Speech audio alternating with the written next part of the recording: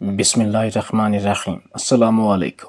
مشہور و معروف مذہبی اسکالر ڈاکٹر ذاکر نائک کہتے ہیں کہ یہ ان دنوں کی بات ہے جب میں بھارت میں رہائش پذیر تھا، لیکن میری اتنی زیادہ شہرت نہ تھی اور نہ ہی میں اس وقت اتنے بڑے بڑے پنڈالوں سے مخاطب ہوا کرتا تھا۔ ماں سوائے چند دوستوں اور عزیزوں کے مجھے کوئی نہیں جانتا تھا۔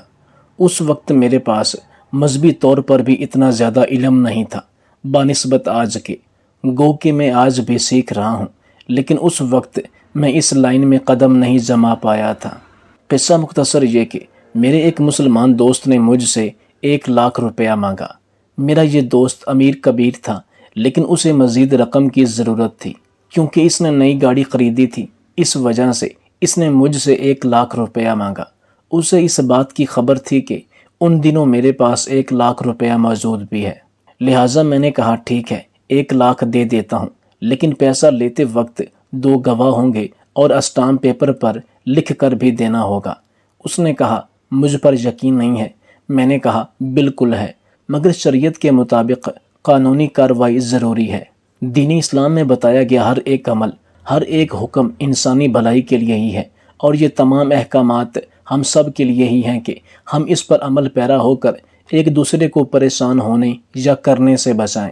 وہ مجھ سے ناراض ہو گیا۔ 2 دن تک اس بارے میں کوئی بات نہ ہوئی، لیکن میں یہ جانتا تھا کہ یہ ایک امیر آدمی ہے، اوپر سے میرا دوست بھی ہے، اور مجھے امید ہے کہ یہ مجھے کسی قسم کا کوئی دھوکہ نہیں دے گا اور وقت پر میری رقم مجھے لوٹا دے گا۔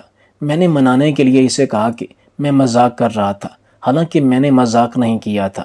خیر، میں نے اسے گواہوں اور کاغذی کارروائی کے بغیر 1,00,000 روپیہ دے دیا، لیکن اس بات کو 2 سال کا عرصہ بیت گیا۔ میرے دوست نے پیسے واپس نہیں کیے۔ 2 سال بعد میں نے پیسے مانگے تو کہنے لگا میں نے تو واپس کر دیے تھے۔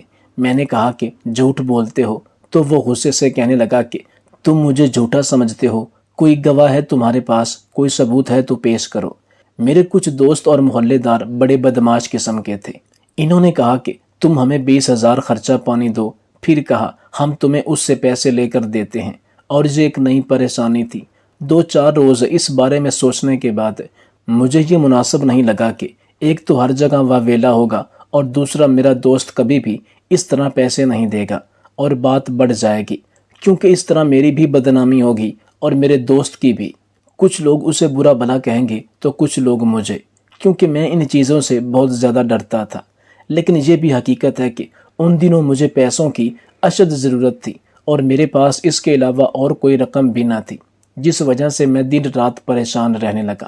کافی سوچ بچار کے بعد آخر پھر ایک اور دوست کے مشورے پر میں تھانے میں گیا اور تھانے دار سے کہا کہ میرے دوست نے مجھ سے 1,00,000 روپیہ ادھار لیا تھا، مگر واپس نہیں کر رہا۔ انہوں نے کہا کوئی ثبوت یا گواہ؟ میں نے کہا ثبوت یا گواہ تو کوئی نہیں۔ تھانے دار نے کہا کہ بینک میں پیسے جمع کرواتے ہو تو رسید لیتے ہو، رقم لینے جاتے ہو تو رسید دیتے ہو، سارے مسلمان ہی ہیں، پھر کیوں رسید مانگتے اور دیتے ہو؟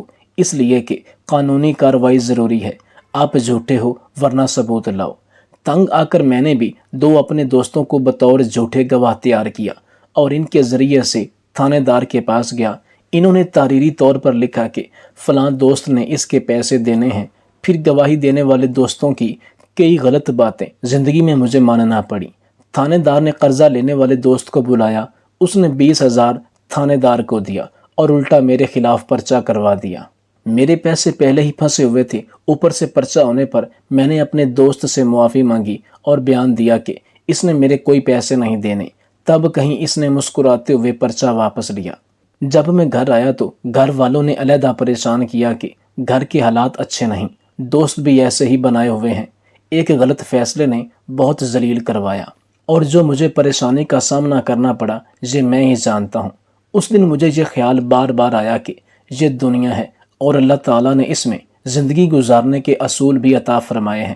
ان اصولوں کو نظر انداز کر کے اپنی مرضی سے معاملات طے کرنے پر جو نقصانات ہوں گے اس کے ذمہ دار بھی ہم ہی ہوں گے، اور آج کے پرفتن دور میں کسی پر اعتماد اور یقین کرنا بڑا مشکل کام ہے۔ آج سے چند عرصہ قبل نکاح کرتے وقت گواہ تو ہوتے تھے، مگر لوگ پھر بھی مکر جاتے تھے۔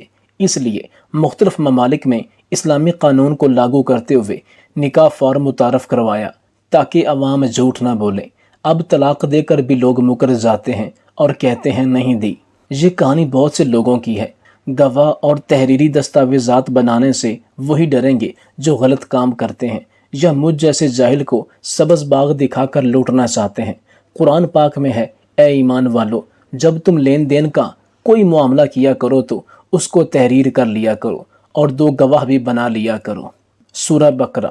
بہن بھائیوں میں وراثت کا مسئلہ ہو، کسی کو قرضہ دینا ہو، کسی کو مکان کرائے پر دینا ہو یا جس معاملے میں پیسوں کا مسئلہ ہو، گواہ اور لکھت پڑھت بہت ضروری ہے۔ آزمائش پھر بھی ہو سکتی ہے، مگر ہم نے قرآن و حدیث پر ہی چلنا ہے تاکہ اللہ کریم کے حضور اجر پائیں اور دنیا میں بھی مشکلات سے بچ سکیں۔ اس میں کوئی دو رائے نہیں کہ اللہ تعالیٰ نے انسانوں کی بہتری کے لیے قوانین متعارف کروائے ہیں۔ جو شخص ان اسلامی احکامات پر عمل کرتا ہے وہ کبھی گھاٹے کا سودا نہیں کرتا، کیونکہ اس میں اللہ تعالیٰ کی رضا اور خوشنودی شامل ہو جاتی ہے۔ لیکن جو شخص اپنے آپ کو فن خاں سمجھتا ہے اور اپنی کاریگری کے ذریعے دنیاوی معاملات کو بہتر طریقے سے حل کرنے کی کوشش کرتا ہے، وہ اکثر خسارے کا اور گھاٹے کا سودا کر بیٹھتا ہے، لیکن اس سارے معاملے کے ہو جانے کے بعد پچھتاوے کے سوا اس کے ہاتھ کچھ نہیں آتا۔ ایسے موقع پر کسی نے کیا خوب کہا ہے کہ ورنہ یہ جبر بھی دیکھا ہے تاریخ کی نظروں نے، لمحوں نے خطا کی تھی، صدیوں نے سزا پائی۔ اللہ تعالی ہمیں دین حق، دین اسلام کو سمجھنے اور اس پر عمل کرنے کی توفیق عطا فرمائے، آمین ثم آمین۔ ایک ہاؤسنگ سوسائٹی میں رہائش کے لیے ایک بڑا فوجی افسر آیا جو تازہ ریٹائر ہوا تھا۔ یہ بوڑھا بڑا ریٹائرڈ افسر حیران اور پریشان ہر شام سوسائٹی پارک میں گھومتا، دوسروں کو حقارت کی نگاہ سے دیکھتا اور کسی سے بات نہیں کرتا تھا۔ ایک دن وہ شام کے وقت ایک بزرگ کے پاس باتیں کرنے کے لیے بیٹھ گیا اور پھر اس کے ساتھ تقریباً روزانہ بیٹھنے لگا۔